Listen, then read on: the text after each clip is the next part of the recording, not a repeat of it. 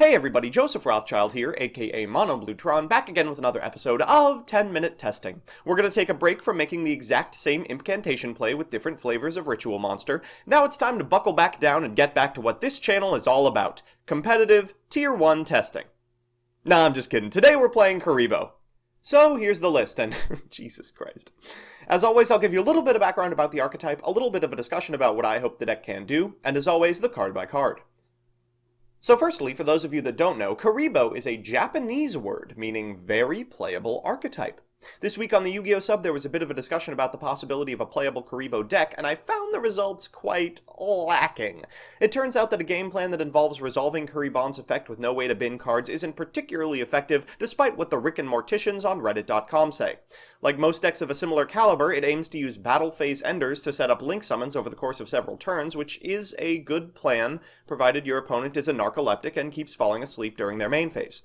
There's no arguing that Kuriboh has received a sweet amount of support over the course of the decades it's been out, but I think by ignoring single negation traps like Rainbow Kuriboh and Kuriborn, we can land on something just a little bit spicier. When building a deck, you have to determine what it is that warrants playing the cards you're playing. For Kuriboh specifically, playing a mediocre version of a threatening Roar Waboku wait-and-see strategy would be a little better served by, just doing that. I think there's a different payoff for playing Kuriboh. Firstly, there's a little card that some of you may recognize from Shadal format, provided you played against some extremely adorable players, Sabatiel, the Philosopher's Stone. The Philosopher's Stone is a card that searches any fusion spell, including super polymerization, provided you've got a winged Kuriboh in your graveyard, and we've got ways to make that happen. The second is Multiply, a card that was awful forever, and now that Link monsters exist, is a one-card extra link. This of course assumes you've got a Kuriboh on your side of the board and use your normal summon on Nightmare Eebly, but even without that nonsense, it can set up pretty good Nightmare boards. Of course, we'll need a backup plan for when we don't draw Multiply or Sabatiel, and given the typing of the Kuribohs I'm playing, I figure Chaos Bosses aren't a bad idea. Since we need early lights and darks in the graveyard, we can also justify a small Thunder Dragon package with special attention paid to that one stinker that makes Link Kuriboh. So with that, let's get into the card by card. First, we've got 3 Blackluster Soldier, which will likely be winning the majority of our games, 3 Thunder Dragon, 3 Chocolate Thunder Dragon, 3 Thunder Dragon Kuriboh, and then the Kuriboh proper. 3 Kuriboh, 3 Link Kuriboh, and 3 Re-Link Kuriboh, which you might be skeptical about, but it does draw you a card with Link Kuri's graveyard effect, and it prevents you from having to make Phoenix on big boards. Finally, we've got Eebly. For spells, we've got 3 Sabatiel, 3 Instant Fusion, and 1 Super Polymerization as the targets, 3 Flute of Summoning Kuriboh, 3 Multiply, then a suite of powerful one-ofs, Upstart, Foolish, 1-for-1, Soul Charge, and 1 Day of Peace. In the extra, we've got Mud Dragon and Starving Venom as our poly targets, then Thundy's Colossus and Titan, Kanamari Attack, and Thousand Eyes. For links, we've got 1 Firewall, Nightmare's Phoenix, Unicorn, and Cerberus, binary for the climb, 2 Mermaid for similar reasons, and 2 Link Kuriboh, whose inclusion should be obvious. So with that, let's jump into the games. Our first match is up against Cyber Dragon, and oh my god, we did it! We've opened the combo, Flute of Summoning Kuriboh plus Multiply, there's no way we can possibly lose. We'll start by activating this copy of Flute of Summoning Kuriboh to get a Kuriboh from our deck, then fire off this Multiply, and oh my god, where is your scapegoat now? It's beautiful. We're going to go into a Link Kuriboh, followed by a Cerberus, followed by a Nightmare Mermaid. We're going to trigger her effect to get an Eebly from deck by discarding this other Multiply before making Firewall, always a feature of these degenerate combos. We'll normal summon this Eebly to get this Cerberus back, then go into a Mermaid, triggering Firewall's effect for Re-Link Kuriboh. We'll use Link Kuriboh to draw a card off of that sucker, and what do we find but Thunder Dragon? We'll then go into Binary Sorceress, get Origin Thunder Dragon into Link Kuriboh, and then use Origin Thunder Dragon's effect and Firewalls to get a Thunder Dragon on our side of the board. And just look at that. Take a second to appreciate it. An entire extra link from Kuribohs, and Super Bolt Thunder Dragon. Unfortunately, Cyber Dragon is one of the very few decks that doesn't care if you extra link them. They'll go into Chimera Tech Mega Fleet, then Zeger, then a second Mega Fleet, before attacking into our copy of Cerberus. We can prevent destruction with this Link Kuriboh in our graveyard, but now we have to figure out a way to win. We'll normal summon this copy of Wing Kuriboh, go into Link Kuriboh, go into Nightmare Phoenix to destroy this set card. It is Cybernetic Overflow, but thankfully they won't be able to draw because we do have Super Bolt out. We'll start attacking, and we get in for a fair amount of damage, but unfortunately not for lethal. We'll pass it back to our opponent, and what do they draw but a Kaiju? That's unfortunate. They'll use Rev System to get Seeger back, then Tribute for the Kaiju, but unfortunately anything they overload can't beat me.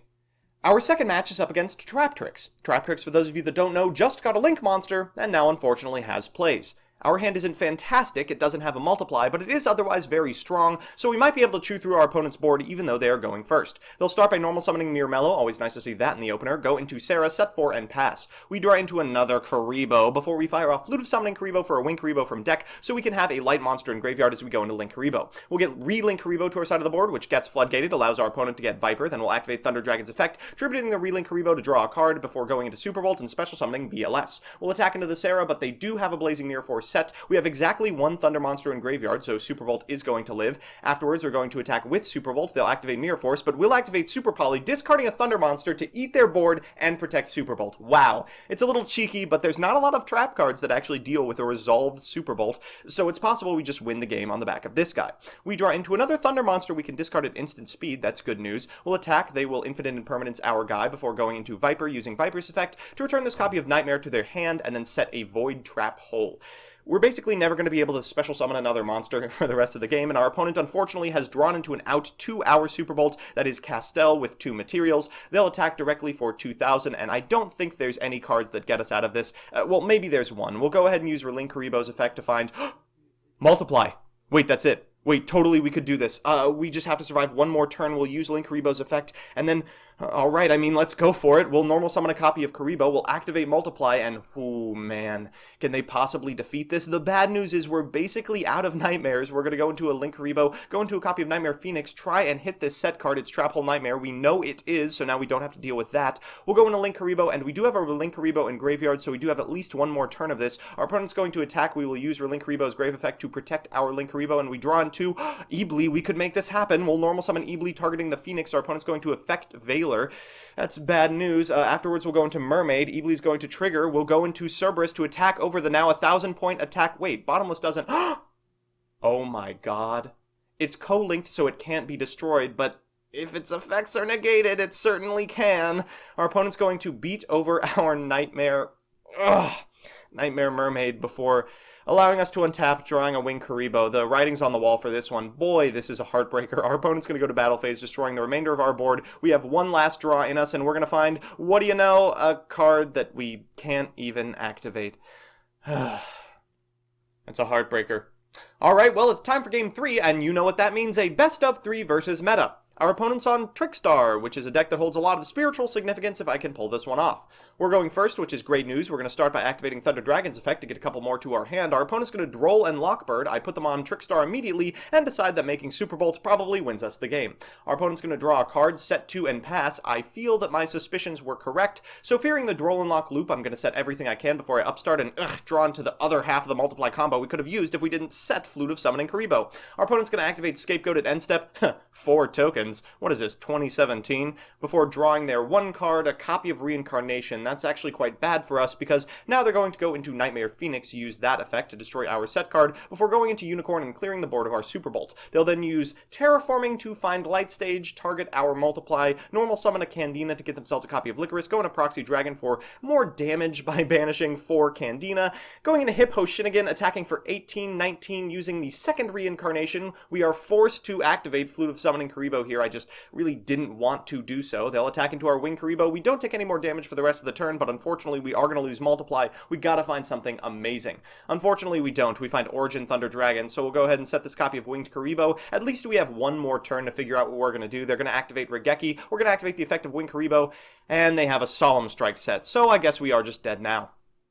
Alright, so it's time for Game 2. We have drawn the combo, but unfortunately we have also drawn our Garnet Ebly. We still should be able to do everything we want. We'll start by activating Flute of Summoning Kuriboh for a Kuriboh before activating Multiply to fill our board with tokens. Now the deal with Trickstar is they don't actually care if you extra link them, they care much more if you're making a board that's resilient. We're going to activate Upstart Goblin to find Foolish Burial, and that means once we go into Firewall, we can fire off this Foolish Burial for a Thunder Dragon, add that back to hand with Firewall's effect, then get a couple more to our hand, normal summon Ebly, go into Mermaid, trigger Firewall's effect to get a Wing Kuriboh to our side of the board, and Ebly onto our opponents before going into Cerberus, triggering Firewall one more time for Thunder Dragon and Super Bolt. This is a pretty resilient board, and I'm very happy with it. Our opponent's going to start by activating Light Stage, normal summoning Candina, and attacking our Cerberus. We're going to activate the effect of Link Kuriboh, but they have the Called by the Grave, so now they can destroy our monsters. That's really bad news for us. They're going to do just that with a copy of Cerberus, discarding a Reincarnation. That means they'll be able to go into Unicorn, and, once again shuffle our copy of Superbolt. So we don't have anything left, but they don't either. We do draw Sabatiel, finding Instant Fusion. We'll activate Instant Fusion for Thousand Eyes Restrict. Go ahead and take this.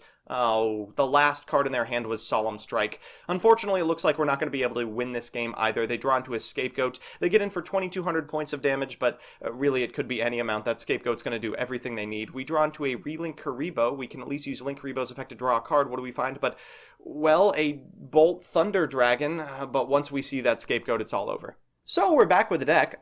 Firstly, I assure you it's far more playable than Rainbow Kuriboh Turbo, but is it, like, good?